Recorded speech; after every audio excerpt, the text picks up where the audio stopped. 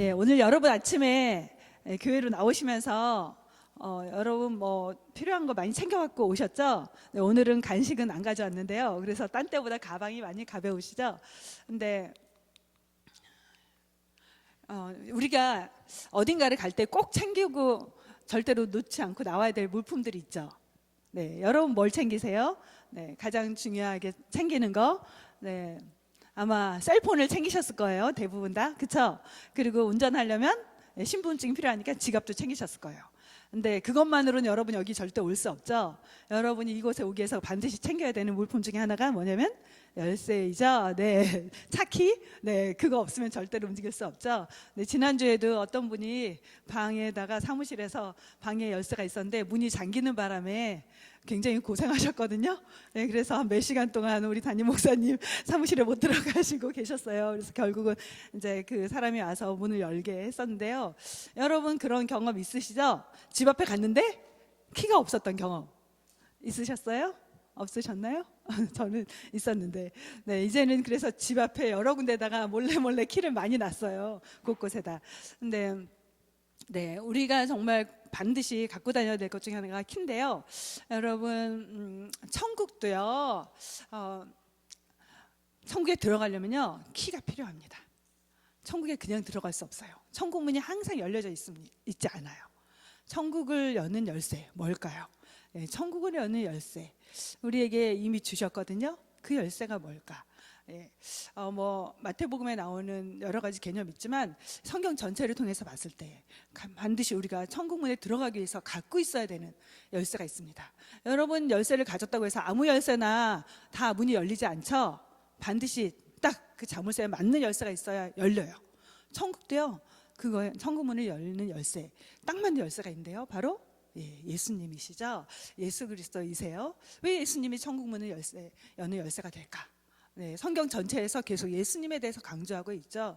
네, 기독교는 결국 예수님을 믿는 종교예요. 그래서 예수 그리스도, 그는 누구인가?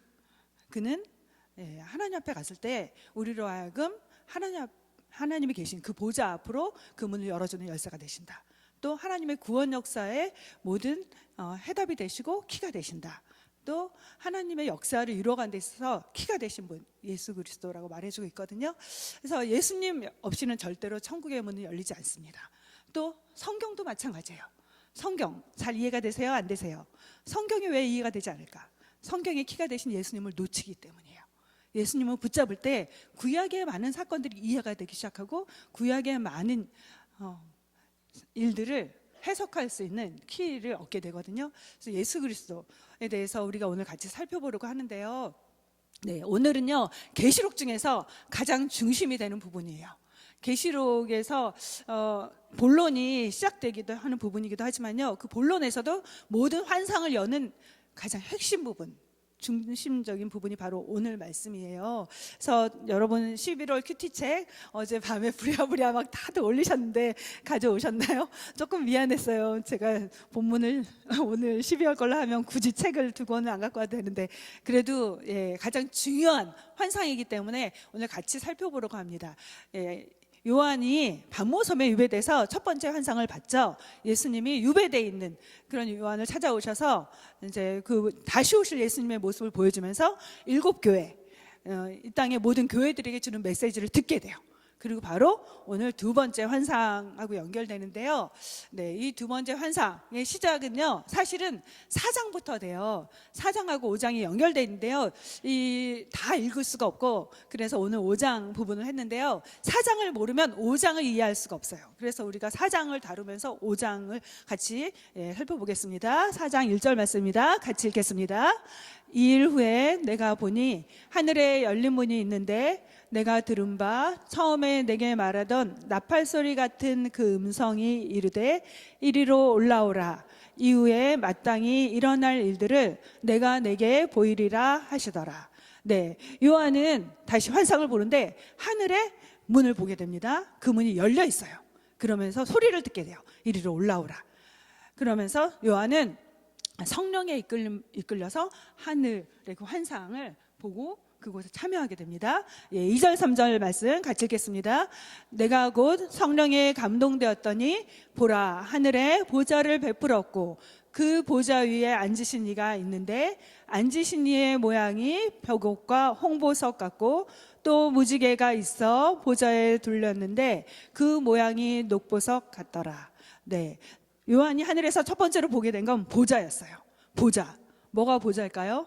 네, 왕이나 통치자, 재판관 혹은 대제사장이 앉는 자리를 보좌라고 말해요. 그래서 바로 보좌에서 통치가 일어나고 다스림이 일어나고 심판이 일어나고 그런 영광스러운 자리를 말하거든요. 그래서 위엄과 권위의 상징을 말하고 있습니다, 성경에서. 그리고 그곳에서 그 보좌에 앉으신 분을 뵙게 되는데요. 예, 그 보좌에 앉으신 분 누구죠? 바로 하나님을 가리키는 단어죠. 상징적으로 하나님을 가리키는 단어가 바로 보좌에 앉으신 분이라고 계속해서 계시록에 나옵니다. 그래서 그 보좌에 앉으신 분의 모습을 벽옥, 홍보석, 또 그 밖에 보석과 무지개 로 이렇게 설명을 하고 있는데요. 왜 이렇게 보석으로 설명했을까? 네, 오늘 시간상 다 설명하진 않겠는데요. 눈으로 보시고 벽옥, 투명한 보석이라고 해요. 하나님의 완전하신 영광을 말하고요. 홍보석은 하나님의 공의를 말한다고 합니다. 그래서 왜 하나님을 이런 보석을 했을까? 하나님의 완전하심, 하나님의 영광스러우심을 표현하는 거죠. 인간의 언어로 완전하시고 영광스러우신 그분을 다 설명할 수가 없고 표현할 수 없어서 고귀한 보석으로 이렇게 묘사하는 걸 볼 수 있습니다. 그러면서 무지개 아시죠? 예, 최초의 무지개 노아에게 하나님께서 보여주셨죠. 다시는 물로 심판하지 않겠다, 그런 언약을 담고 있는 게 무지개잖아요. 그러면서 이 무지개가 가리키는 것은 하나님은 약속하시면 반드시 이룬 분이다 라는 것을 드러내주고 있죠.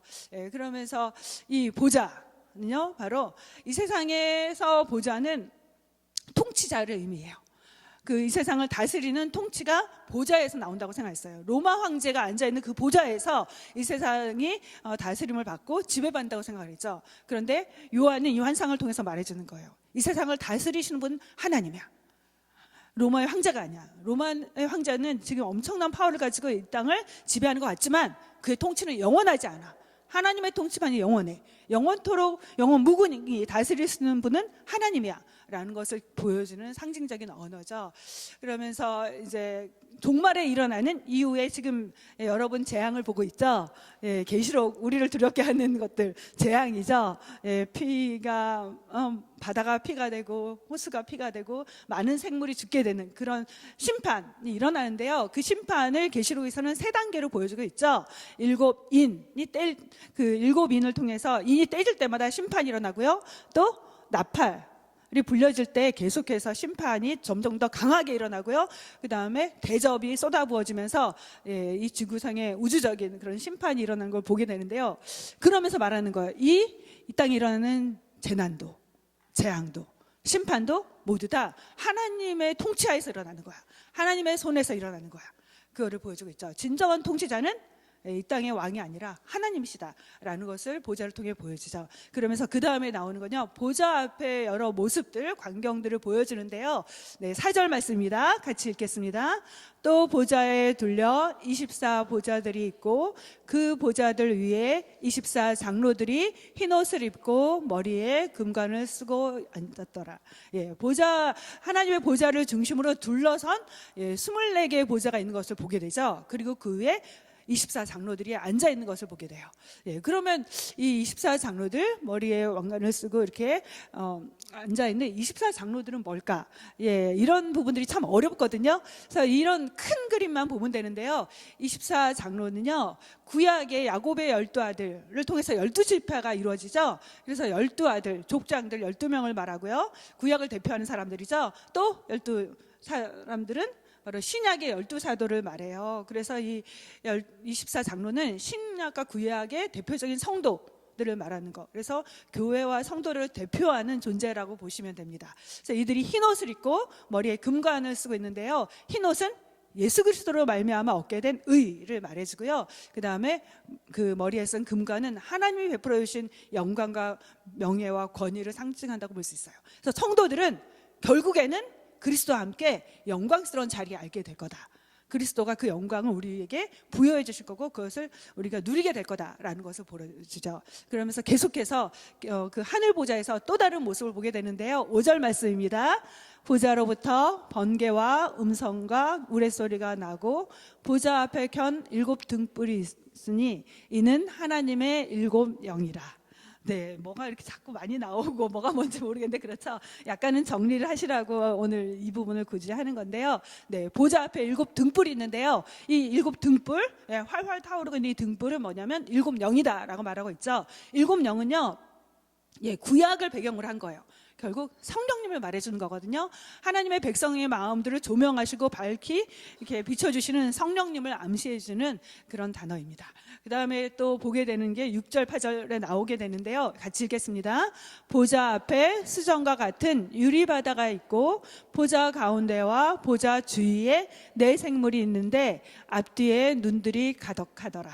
네, 이런 표현 성경에서 구약에서도 본 적 있으시죠? 저는 제가 성경을 읽으면서 가장 난해했던 책 하면 계시록인데요. 계시록에 보면 1장에 바로 이런 모습이 동일하게 나옵니다. 네 생물의 모습이 나와요. 사자 같기도 하고 또 사람 같기도 하고 또 송아지 같기도 하고 독수리 같기도 한, 그러면서 날개를 달고 있는, 눈이 너무나 많은, 우리 상상하기에 괴물 같은데 괴물은 아닌 것 같고요. 대체 뭘까? 제가 에스겔 읽으면서 정말 어려웠거든요. 근데 여기서 말하는 건요, 보좌 앞에 있는 네 생물, 굳이 하나하나 다 우리가 이해할 필요는 없고요. 이 네 생물의 특징은 날개를 가졌고 눈들이 가득했다. 근데 이 네 생물이 의미하는 건요, 이사야서랑 에스겔서를 통해서 바로 하나님을 보필하면서 찬양하는 존재, 어린 양의 심판을 보좌하는 존재로 보시면 돼요. 그래서 결국 이 네 생물은 모든 피조물을 대표하는 존재, 인간을 포함해서 피조물 가운데 가장 빠르고, 독수리 가장 빨리 나르죠. 그 다음에 가장 강한 사자 같은 그런 존재, 그러면서 가장 고상하고 현명한 그런 존재를 말해주는 거, 그걸로 아시면 돼요. 그 이상에 대해서 너무 상상을 많이 하지 마세요. 우리가 모르는 건 모르는 대로 가시면 됩니다. 그래서 모든 피조물을 대표하는 존재다. 그러면서 이제 하늘 보좌의 광경을 4장에서 봤어요. 그러면서 5장에서는요 그 하늘 보좌의 모든 모습을 비추어주던 그 조명이 이제 한 곳으로 옮겨져요. 어디냐면요, 스폴라이트가 이제 집중되는 곳이 있는데요, 바로 1절에 나옵니다. 같이 읽겠습니다. 내가 봄에 보좌에 앉으신 이의 오른손에 두루마리가 있으니 안팎으로 썼고 7 인으로 봉하였더라. 네, 이제 보좌에 앉으신 하나님 손에 들려져 있는 그 두루마리로 그 초점이 모아지고 있습니다. 이 두루마리의 특징은 뭐냐면요, 안팎으로 글이 써져 있고, 그리고 7 인, 도장 같은 거죠. 그걸로 봉해져 있다고 하고 있죠. 그래서 오늘날은 우리가 종이가 있어서 종이에다 글을 썼지만, 옛날에는 중요한 일들을, 편지를 어디다 기록했냐면 두루마리에 썼죠. 파피루스, 나무를 잘게 잘라서 그거를 연결해서 말려가지고 거기다 글을 썼어요. 그래서 고대에는요, 중요한 문서나 편지를 전달할 때 이렇게 이런 두루마리에 써가지고 그 다음에 둘둘 말아서 그 다음에 밀랍, 촛농 같은 걸로 이렇게 봉하는 게 관례였거든요. 그리고 이제 그 이는 왁스나 혹은 그 우리 흙으로 만든 점토 같은 데다가 동물 같은 문양을 찍어서 이렇게 봉을 했어요. 그리고 이 인을 누가 떼냐면 권위 있는 사람이 그 편지나 문서를 갖게 된 그 사람이 이제 떼거나 할 수 있었는데요. 그렇게 함으로써 뭘 했냐면 내용의 비밀을 보장했다는 거죠. 여기 이 두루마리에 7인이 있다는 건 뭐냐면 철저하게 그리고 완벽하게 이 내용이 봉해져 있다, 감춰져 있다는 걸 보여주고 있죠. 바로 이때 요한은 천사로부터 소리를 듣게 돼요. 그러면서 그 소리를 듣고 대단히 괴로워합니다. 왜 괴로워했을까? 네, 그 말씀이 바로 3절에 나옵니다. 같이 읽겠습니다. 하늘 위에나 땅 위에나 땅 아래에 능히 그 두루마리를 펴거나 보거나 할 자가 없더라. 예, 하나님 손에 들려져 있는 봉인된 책을 펼 사람도 없고 그 내용을 보게 할 사람이 없었기 때문에 사도 요한이 울어요. 근데 여기 운다는 건요, 단순히 그냥 눈물 흘렸다가 아니에요. 여기서의 눈물은요, 울고 또 울었다, 대성통곡했다, 크게 통곡하면서 울었다는 거예요. 슬퍼했다는 거죠. 왜 그랬을까? 하나님의 뜻과 계획을 성취할 수 있는 집행자가 없기 때문에, 하나님의 뜻을 이루어갈 수 있는 그 수행자가 없기 때문에 슬퍼하는 것. 그런 모습을 보여주고 있습니다. 그때 바로 누군가 한 사람이 말을 합니다. 5절입니다. 읽겠습니다. 장로 중에 한 사람이 내게 말하되 울지 말라. 유다 지파의 사자 다윗의 뿌리가 이겼으니 그 두루마리와 그 7인을 떼시리라 하더라. 내가 또 보니 보좌와 내 생물과 장로 사이에 한 어린 양이 서 있는데, 네, 이때 바로 장로들 중에 한 사람이 말을 하죠. 예, 이 인봉을 뗄 자가 있다라고 하면서 어린 양을 가리킵니다. 그래서 이 어린 양에게 다시 조명이 옮겨지는 걸 볼 수 있어요. 그리고 이 보좌의 하나님으로부터 이제 어린 양에게 두루마리가 전달되는 모습인데요. 사실 이 모습은 왕의 대관식의 모습과 같대요. 예, 왕의 대관식. 우리 영국의 그 찰스 황태자가 왕이 되는 대관식 얼마 전에 몇 년 전에 여러분 보셨죠? 예, 엄청나죠? 바로 그런 모습인데요. 구약에서 왕이 즉위할 때 어떤 일을 하냐면요, 그에게 기름을 부어서 왕으로 세우지만 동시에 율법책을 이제 수여해 주거든요. 그럼 율법책을 전달해요. 그러면서 왕의 자리에 세우거든요. 그래서 바로 그런 모습을 보여주는 장면이에요. 하나님이 가지고 계신 자신의 권능과 그 권위를 이제 어린 양 예수님께 넘겨준다는 의미를 담고 있는데요.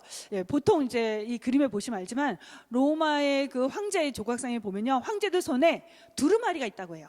뭐냐면 자신이 황제로서의 권위와 권능을 가졌다는 것을 보여주는 두루마리인 거죠. 어린 양 예수님이 하나님으로부터 두루마리를 받으셨다는 건 이제 세상을 심판할 수 있는 권세와 심판권을 부여받았다는 그런 의미를 담고 있어요. 그래서 유일한 심판자로서의 예수님의 권위를 보여주는 장면이라고 할 수 있죠. 그러면서 세상을 향한 심판이 준비됐다 라는 것을 드러냅니다. 그러면 예수님이 세상을 향한 그 심판을 시행할 수 있는 그 심판권을 가지셨다는 이유는 무엇일까? 근거는 무엇일까? 두루마리를 열 수 있는 그 열쇠가 되신 예수님, 그 근거는 무엇인가? 그게 바로 오늘 말씀에 나오거든요. 그 부분을 같이 살펴보도록 하겠습니다. 5절 말씀 다시 읽겠습니다. 유다 지파의 사자 다윗의 뿌리가 이겼으니, 예수님이 심판권을 갖게 되신 근거는 바로 유다 지파의 사자가 되시기 때문이에요. 그럼 유다 지파의 사자는 뭘까요? 여기 나오는 사자는 뭘 말할까요? 엔젤, 메신저를 말할까요? 라이온을 말할까요? 한국말은 대단히 어렵습니다. 저도 어려워서 찾았는데요. 여기는요, 뭐죠? 유다 지파의 사자. 예수님이 유다 지파의 사자라고 말했는데 뭐라고 말하죠? 영어 표현을 보면 좀 더 쉽죠? 라이온이라고 말하고 있죠. 네, 그러면 유다 지파의 사자라는 단어가 어디서 나왔을까? 계시록에 있는 상징들은요, 구약의 성경하고 굉장히 많이 연결이 되어 있거든요. 그래서 구약을 모르면 이해할 수가 없어요. 그래서 억지로 여러분이 상상력을 동원해서 풀려고 하지 마세요. 대단히 위험합니다. 그래서 구약적인 배경을 많이 갖고 있는데요. 유다 지파의 사자라는 단어가 어디 나오냐면요, 창세기에 나와요. 야곱이 12아들을 죽기 전에 축복하는 기도를 하거든요. 축복해 주거든요. 그때 넷째 아들인 유다한테 이런 말해요.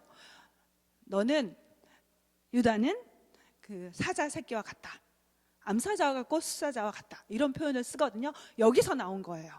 그러면 유다 지파의 사자는 뭘까?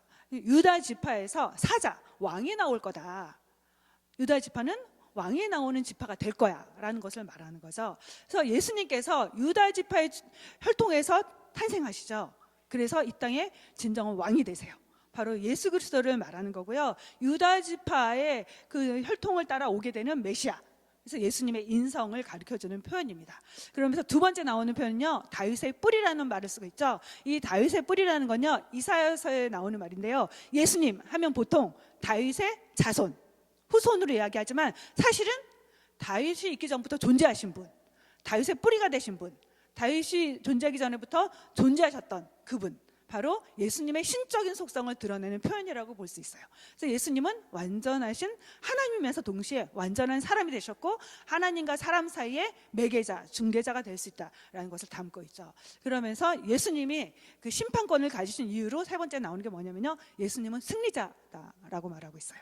예수님이 죽으심으로써, 그리고 다시 부활하심으로써 사망을 이기시고 마귀를 이기시고 이 땅의 진정한 승리자가 되셨기 때문에 예수님은 심판을 행하실 수 있는 자격이 있으시다. 심판 실행할 수 있는 최적임자가 되신다라는 것을 보여주죠. 그러면서 예수님이 심판을 대응하실 수 있는 근거를 계속해서 6절, 7절에 말해주고 있습니다. 우리 다시 한번 같이 읽겠습니다. 내가 또 보니 보좌와 내 생물과 장로들 사이에 한 어린 양이 서 있는데 일찍이 죽임을 당한 것 같더라. 그에게 7뿔과 7눈이 있으니 이 눈들은 온 땅에 보내심을 받은 하나님의 7 영이더라. 그 어린 양이 나와서 보좌에 앉으신 이의 오른손에서 두루마리를 취하시니라. 네, 예수님께서 이제 두루마리를 취하셨는데 그 두루마리를 취하기 합당하신 이유는 예수님의 어린 양의 모습하고 연결짓는 것을 볼 수 있어요. 어린 양, 여러분 어린 양 하면 어떤 이미지가 떠오르세요? 저는 제가 키워보고 싶은 그 페트 중에 가장 제가 정말 데리고 한번 살아봤으면 하는 게 양이거든요.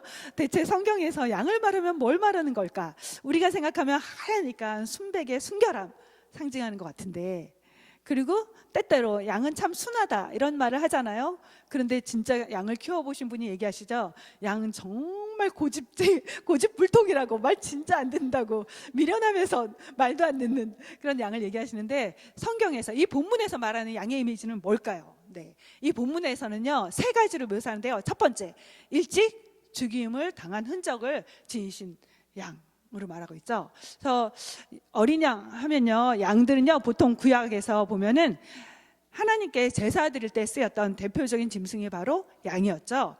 그래서 희생 제물의 대명사가 양이죠.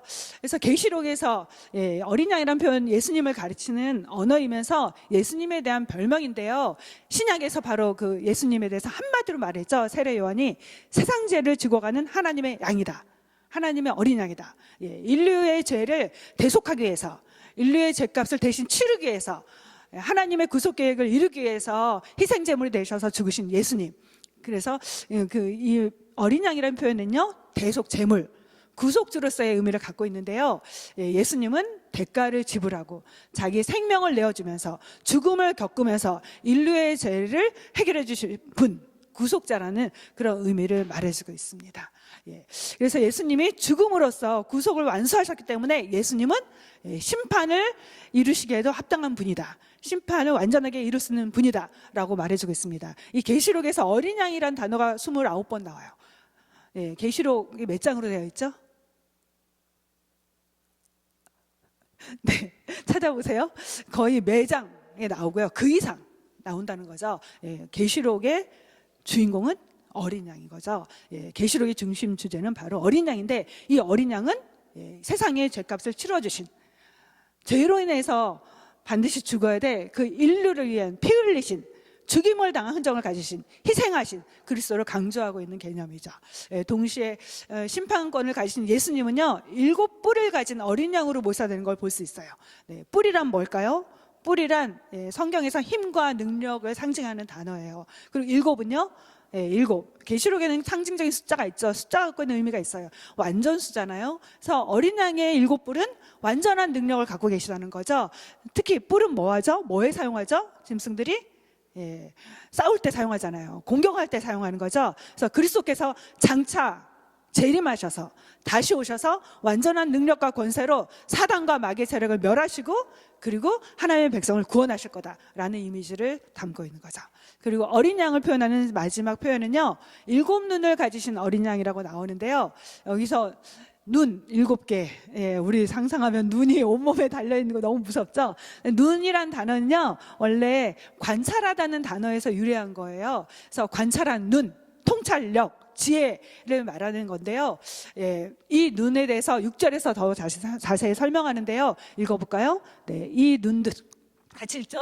이 눈들은 온 땅에 보내심을 받은 하나님의 7 영이더라. 네, 이 말은요 재림하실 예수님은 이 땅에 7 영, 성령님을 보내셔서 모든 것을 다 관찰하시기에 그가 알지 못하는 것이 없다, 그분은 모든 것을 알고 계신다. 그래서 7뿔과 7눈을 가졌다는 그 어린 양의 묘사는요 결국 완전한 능력을 가신, 전능하신 예수님, 그리고 전지하신 예수님을 보여주는 거죠. 예수님의 완전성을 보여주는 거예요. 구속사역을 이루시기에 예수님이 완전하셨던 것 같이 심판하실 예수님도 재림주로서 완전한 심판을 이루실 거다 라는 것을 표현해주고 있습니다. 예, 여러분 C.S. 루이스의 나니아 연대기 읽어보셨어요? 누가 읽었어? 역시 예, 판타지 소설이라고 하죠. 어린이들을 위한 판타지 소설, 예, 세계에서 3대 그 판타지 중에 꼽힌다고 해요. 근데 이거는 한번 아이들과 한번 보시는 것도 나쁘지 않을 것 같아요. 저는 사실 개인적으로 판타지 그런 걸 별로 안 좋아해서 그 장르를, 근데 제가 이거 준비하면서 정말 열심히 봤거든요. 여러 가지 요약본을 봤는데 한번 보는 거 좋을 것 같아요. 왜냐하면 기독교적인 메시지를 많이 담고 있거든요. 특별히 마지막 전투는 계시록을 중심으로 썼다고 해요. 근데 이제 그 중에 하나의 그 엄청나대요. 7천억, 뭐 8천, 뭐 그 정도를 들여서 만든 대작이라고 합니다. 그래서 이런 거는 보세요. 저기 다른 거는 너무 많이 보지 마시고 애들하고 한번 보면서 설명을 해주세요. 이거는 뭐를 설명한 거야. 근데요, 그 중에 이제 그 시리즈 중에 하나가 새벽 출동호라는 게 있대요. 거기에 보면요, 이제 주인공 여자아이가 루시잖아요. 루시와 함께 이제 아이들이 타고 그 해변가에 도착하는데, 그 해변가에 하얀 물체가 있었어요. 그 하얀 물체는 어린 양이었어요. 근데 여기 환타지에는 모든 동물들이 다 말을 하잖아요. 그 어린 양이 말을 합니다. 그리고 그 어린 양이 숯불에서 생선을 굽고 있어요. 그러면서 그 땅에 도착한 아이들에게 말합니다. 이 식사를 해라. 그래서 아이들이 그 식사를 하게 되죠. 그 어린 양이 구워준 음식을 먹어요. 세상에서 먹어보지 못했던 너무나 맛있는 음식을 먹습니다. 그리고 나서 루시가 물어봐요. 그 어린 양에게, 어린 양이시여, 그 나니아 이야기 여러분 조금 아세요? 전혀 모르세요? 나니아 왕국을 다스리는 왕이 사자죠. 그 사자 이름이 뭔지 아세요? 아슬란이에요. 아슬란. 네, 첫 번째 그 마녀와 옷장과 그 사자, 그거 저는 봤거든요. 요약본. 여러분 그 정도는 좀 보시는 게 도움이 될 것 같아요. 아이들을 위해서도 좀 잘 모르시는 것 같은데, 전체적으로. 여하튼 그 루시가 물어보는데요. 주인공 아이가 그 사자의 나라로, 아슬란의 나라로 공의롭게, 정의롭게, 평화롭게, 사랑으로 다스리는 그 나라가 바로 나니아인데, 그 나니아를 빼앗기죠, 마녀에 의해서. 근데 그 사자 아슬란이 돌아오면서 다시 평화롭게 나라를 다스리게 되는데요, 계속 공격을 받아요. 근데 그 아슬란, 그 사자가 와서 다시 나라를 되찾습니다. 가장 강한 능력과 파워로. 엄청난 막 그 시각적인 그런 것들이 대단하더라고요. 근데 그 아슬란의 나라, 사자의 나라로 가는 길이 어느 길입니까? 물어보자 그 어린 양이 대답해요. 나의 나라로 오는 길은 세상 어디에도 있다 라고 말을 하면서, 어린 양의 모습이, 털이 갑자기 황금빛을 가진 사자의 털로 바뀌면서 어린 양이 갑자기 사자처럼 커집니다. 바로 그 어린 양이 사자였다는 거예요. 계시록에서 보여주는 아주 중요한 개념이거든요. 예수님은 이 땅에 오셨을 때 어린 양같이 힘없는 모습으로 오셔서 피 흘리시면서 희생제물이 되셨지만, 다시 오실 예수님은 힘없는 어린 양의 모습으로 오신 것이 아니라 왕 중의 왕으로, 가장 강한 힘을 가진 사자처럼 그렇게 오실 거다. 그리고 심판을 이루실 거다라는 모습을 보여주는 내용이죠. 네, 이런 모습 속에서 이제 사람들이 하늘 보좌에서 일어난 일이 있습니다. 뭘까요? 네, 4장 5장을 여러분 묵상하셨던 여러분은 계속 나오죠. 보게 되죠. 네, 5장 12절 말씀 핵심적으로 같이 읽겠습니다. 큰 음성으로 이르되 죽임을 당하신 어린 양은 능력과 부와 지혜와 힘과 존귀와 영광과 찬송을 받으시기에 합당하도다 하더라. 내가 또 들으니 하늘 위에와 땅 위에와 땅 아래와 바다 위에와 또 그 가운데의 모든 피조물이 이르되 보좌에 앉으신 이와 어린 양에게 찬송과 존귀와 영광과 권능을 세세토록 돌릴지어다 하니, 내 생물이 이르되 아멘 하고 장로들은 엎드려 경배하더라.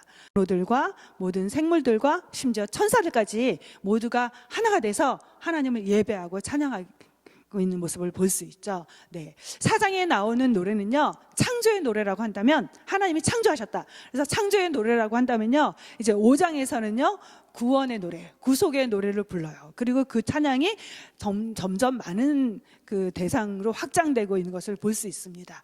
그러면 이 본문에서 우리에게 말해주는 건 뭘까? 네, 하늘과 땅에서 경배와 찬양을 받으실 유일한 분은 바로 삼위일체 하나님뿐이다 라는 것을 보여주고 있죠. 네, 하나님은 이 세상에 존재하는 그 어떤 것보다, 이 세상에 존재하는 그 어떤 존재보다 가장 높으신 분, 그래서 예배를 받으시기 합당한 분이다라는 것을 보여주고 있죠. 찬양을 받기 합당하신 분, 유일하신 분은 바로 하나님이다. 모든 피조물은 이 피조물된 본분으로서 창조주께 보여야 될 반응은 예배이다라는 것을 보여주죠. 여러분 출애굽할 때 이스라엘 백성이 애굽에서 나올 때 하나님께서 애굽에 어떤 일을 벌이시냐면 바로 10가지 재앙을 보여주시죠. 이 10가지 재앙을 통해서 결국 출애굽할 수 있게 되는데요. 왜 하나님이 10가지 재앙을 보여주셨을까? 이 재앙을 통해서 보여주는 여러 가지가 있지만요, 중요한 부분이 있어요. 뭐냐면요, 이 세상에서 진정한 예배를 받아야 될 분은 하나님이심을 보여준 거예요. 그 애굽 사람들에게 내렸던 재앙, 피, 개구리, 파리 재앙, 이 모든 것들이 보여주는 게 뭘까요? 이 피, 나일 강물이 피로 변하잖아요. 애굽, 이집트 제국이 자랑했던 대표적인 게 뭐였냐면 나일 강물이었어요. 그들에게 풍요를 제공해주는 그 나일 강물을 그들은 신성시했어요. 근데 너희가 믿던 나일 강물이 이제 너희를 살릴 수 없어. 피로 변하면서 그들이 두려워하게 되죠. 그리고 더 이상 경배의 대상이 못하는 걸 알게 되죠. 파리, 개구리, 다산, 풍요, 번성을 상징하는 거였죠. 근데 그 모든 것들이 재앙이 돼버렸죠. 그리고 이집트 사람들이 경배했고 숭배했던 것 중에 하나가 뭐냐면 태양신이었죠. 그런데 이 흑암이 임하면서 이 흑암이 임하는 걸 통해서 너희가 경배했던 그 태양신이 너희를 도와줄 수 없어. 태양은 신이 아니야. 진정한 예배를 받을 대상은 하나님이야. 창조주 하나님이야. 여호와 하나님이야 라는 것을 보여준 거죠. 하나님을 거부한 사람들은요, 너무나 어리석게도 어떤 일을 하냐면요, 짐승을 우상으로 만들어 섬깁니다. 벌레를 우상으로 만들어 섬깁니다. 인도에 계신 선교사님들이 그런 얘기를 하잖아요. 인도 정말 너무나 가난하고 너무나 더럽고 그런데요, 온 길거리에 소똥이 굴러다니고 그리고 쥐가 다 막 곳곳에 다 있는데요, 쥐가 보여서 쥐를 죽이려고 하면 절대 그렇게 하면 안 된다 그러죠. 왜 그런지 아세요? 쥐를 숭배하기 때문이에요. 쥐를 죽이면 너 돌 맞아 죽게 돼. 그래서 그 곳곳에 그렇게 쥐들이 다니는데도 쥐를 죽일 수가 없다 그래요. 하나님을 떠난 인간의 이성은 정말 더러운 쥐를 숭배하게 되고 벌레를 숭배하게 되고 그런 짐승을 숭배하게 됩니다. 걷지도 못하고 말도 못하는 짐승을 숭배하죠. 그러나 하나님은 말씀하세요. 정말 피조물, 인간이 경배하고 숭배해야 될 대상은 오직 여호와 하나님이다. 세상을 만드시고 세상을 통치하시고 지배하시는, 그리고 구원의 역사를 이루신 하나님만이 예배의 대상이 된다. 그게 바로 성경 전체를 통해서 우리에게 말해주는 메시지죠. 기억하세요. 우리가 믿는 하나님은 세상을 창조하신 분입니다. 그리고 지금도 이 세상을 운행하시는 분이에요. 그리고 역사의 완성을 이루어 가실 분이십니다. 그 위대하신 하나님이, 전지전능하신 하나님이 우리를 택하셨어요. 나를 택하셨어요. 그리고 나를 하나님의 자녀로 삼으셨습니다. 그래서 우리가 하나님을 예배하는 거죠. 예배소서에서는요, 하나님을 예배할 두 번째 근거로 무엇을 얘기하냐면 예수님의 구속을 봐라. 그분은 너를 위해서 피를 흘리셨어. 너를 위해서 생명을 내어주셨어. 조건 없는 사랑을 지금도 베풀고 계셔. 어제 목사님께서 칼빈의 5대 교리 얘기할 때 두 번째, 하나님 우리를 택하신 건요, 조건이 없다. 무조건적인 선택이었다. 우리가 신앙생활 잘해서 나를 택하신 것이 아니라 하나님이 죄인 되었을 때, 하나님을 거부하는, 하나님을 거역하는 악의 자리에 있을 때, 하나님의 원수가 됐을 때, 그럴 때 우리를 찾아오셔서 우리를 구원해 주셨다라는 무조건적인 선택에 대해서 어제 이야기하셨잖아요. 하나님의 구원, 예수님을 통한 구속, 그분이 생명을 내어주면서까지 사랑하셨다. 그것 때문에 우리가 그분을 예배해야 된다라고 말하고 있죠. 그리고 지금도 성령님을 보내주셔서 우리가 제 길로 갈 때마다 우리를 믿음의 길로 갈 수 있도록 날마다 우리를 일깨워 주시는 성령님, 그리고 마지막에는 영원한 하나님 나라의 그 상속을 받게 하실, 유업을 있게 하실 그 성령님, 그 성령님을 생각할 때 예배해야 된다라고 성경은 말해주고 있습니다. 여러분 예배 드릴 때 예배가 기쁨이 되세요? 아니면 예배 끝나고 교제하는 게 기대가 되세요? 어떤 분들 보니까 예배 끝나고 오시는 분들도 계시더라고요. 여러분이 이 땅에서 예배의 기쁨을 모른다면 어쩌면 천국에 들어갈 자격이 없을지도 몰라요. 아니, 천국이 너무 지루하게 느껴질지도 모릅니다. 천국에서 계속하는 일이 뭐냐면요, 예배예요. 여러분이 정말 천국에 들어갈 합당한 사람이 되려면요, 지금 이곳에서 예배의 감격을 회복하셔야 돼요. 예배가 너무 형식적으로 드려지고 있습니까? 어떻게 하면 예배 회복을 경험할 수 있을까? 계속해서 하나님의 사랑을 묵상하세요. 십자가를 통해 이루신 구속을 묵상하세요. 여러분, 그 크리스마스 시즌이 되면 전 세계적으로 불려지는, 가장 많이 불려지는 곡, 핸델의 메시아잖아요. 근데 이 대곡을 기록했던 핸델이 눈물 흘렸던 장면이 있어요. 지금도 그 악보에 눈물 자국이 있다고 합니다. 어느 장면이었을까? 그리스도께서 피 흘리시면서 순환당한 그 장면이 오면요, 그가 눈물을 흘렸다고 해요. 그리고 그 눈물 자국이 악보에 남겨져 있다고 해요. 여러분은 어떻습니까? 예수님이 나를 위해서 죽으신 거 과거에 감격했지만 이제는 식상해버린 메시지에 불과한가요? 아니면 지금도 그 메시지를 들을 때 여러분의 가슴에 눈물이 흐르고 있습니까? 오늘 너무나 감격적인 기도를 했는데요, 여러분이 눈물 흘리면서 예배드린 적이 언제예요? 여러분의 가슴에 구주를 생각할 때 가슴에 너무나 먹먹함을 느꼈던 그런 예배를 언제 드리셨어요? 어쩌면 내가 지금 이미 다 예수님 나를 사랑하셔서 다 알고 있는 그런 지식으로 여러분의 머릿속에 구원이 남겨져 있지는 않아요. 지금 여러분의 가슴에 그 하나님께서 나에게 베푸신 구원의 은혜가 얼마나 감격적으로 다가오고 있습니까? 지금 여러분이 회복하려면 예수님의 십자가의 사랑을 계속해서 생각하세요. 또 생각하세요. 또 묵상하세요. 그리고 그 은혜 안에 잠기세요. 여러분이 그 은혜 안에 잠길 때 어느 순간 여러분의 가슴으로부터 눈물이 나올 거예요. 그리고 그 십자가의 은혜를 묵상할 때 그러면서 드린 예배 속에서 여러분에게 치유가 일어날 거예요. 그 보혈의 피가 지금도 흘러서 여러분을 깨끗게 하는 그 능력을 경험하게 될 거예요. 그 십자가를 계속해서 붙잡을 때, 그 은혜 안에 거할 때 여러분 안에 있는 두려움이 사라지는 은혜를 경험할 거예요. 여러분 안에 있는 내적인 괴로움들, 염려들, 두려움들, 여러분 안에 있는 미움과 분노가 씻겨지는 은혜를 경험할 거예요. 십자가 내가 쳐다볼 때 나의 마음의 큰 고통 사라져. 그 은혜가 예배 순간마다 다시 재현되는 역사가 여러분의 삶에 나타날 수 있어요. 그런 예배를 여러분이 갈망하기를 바랍니다. 그저 또 한 번의 예배가 아니라 정말 이 예배를 내가 하나님 만나는 예배로 삼지 않는다면 저 이 자리를 떠나고 싶지 않습니다. 하나님, 내 인생의 마지막 예배처럼 목숨을 다해서 주님을 높여드리기 원합니다. 그런 소원을 가지고 참여해 보세요. 그러면 주님이 여러분을 만나주시고 여러분 안에 있는 두려움과 염려가 떠나가게 될 거예요.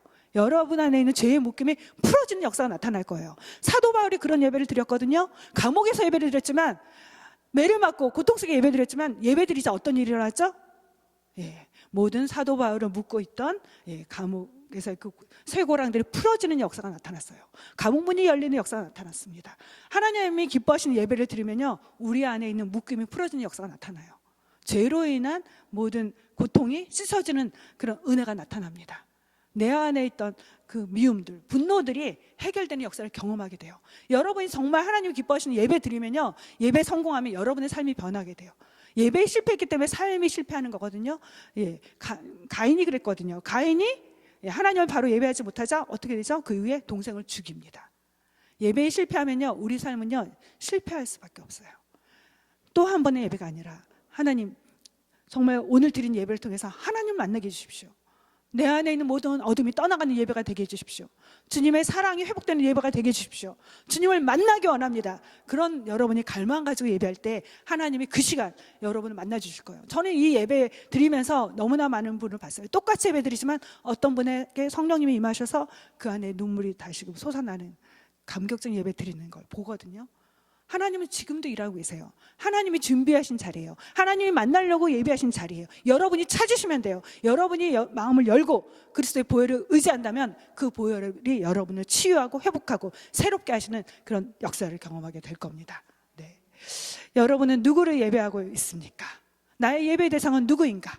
나는 하나님만을 온전히 예배하며 살고 있는가? 예배의 행위는 뭘까요? 높여드리는 것, 단순히 그거 아니죠. 예배 행위는요, 내가 추구하는 것, 내가 사랑하는 것, 내가 귀하게 여기는 것, 바로 섬기는 것, 바로 그런 것들이 예배 행위라고 할 수 있어요. 내가 하나님 말고 내 자녀를 더 귀하게 여기고 더 사랑하고 자녀의 성공만을 추구한다면 자녀를 섬기고 있는 거예요.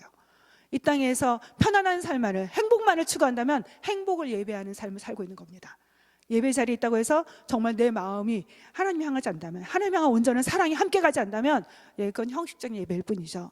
내 마음을 다해서, 나의 삶의 존재를 다해서 하나님을 구하고 찾고 하나님을 높여드리고 하나님을 섬긴다면 그게 진정한 예배죠. 나는 지금 무엇을 예배하며 살고 있는가? 내 삶 속에서 입으로는 하나님을 예배한다고 했는데 일주일에 한 번 예배 자리에 있으면서 하나님을 예배하는 것처럼 하고 있지만, 그러나 내 삶 속에서는 하나님이 아니라 성공과 평안한 삶과 이 땅에서 행복과 그것을 추구하고 있다면 하나님이 아닌 다른 것을 예배하는 거죠.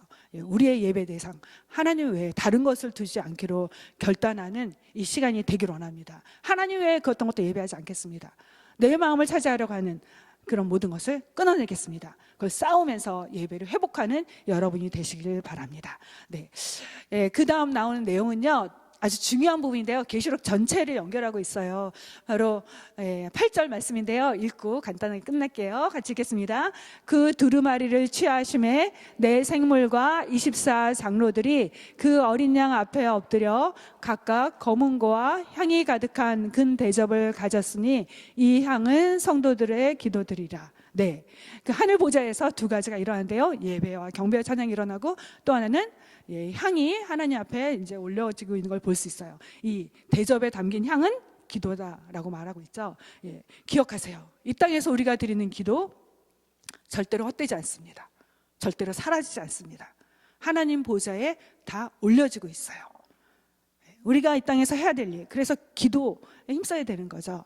이 만물이 마지막에 가까워질수록 우리가 힘써야 될 일 뭘까요? 베드로 사도가 말했죠. 근신하여 깨어 기도하라. 네. 이제 저희가 다음 주부터 특세가 시작되는데요. 여러분이 기도의 자리를 지킬 수 있었으면 좋겠어요. 한 해를 마무리하고 새로운 해를 시작할 때 기도 없이 시작하는 거 정말 무서운 일 아닌가요? 기도 없이 내가 살 수 있다는 거잖아요. 하나님 없이도 내가 살 수 있다는 거잖아요. 무서운 거죠. 우리가 한 해를 마무리하면서 정말 다시금 기도의 향을 피우길 바라요. 여러분 삶에 문제들 많이 있잖아요. 그걸 가지고 하나님 앞에 나가세요. 그리고 하나님께서 어떻게 응답하실지 여러분 그 하나님의 일하심을 기대하세요. 너무 빨리 낙심하지 마시고 너무 빨리 포기하지 마시고 기도의 향을 계속해서 피우면서 영적으로 깨어있는 우리 모두가 되기를 주님의 이름으로 축복합니다. 우리 같이 기도하겠습니다.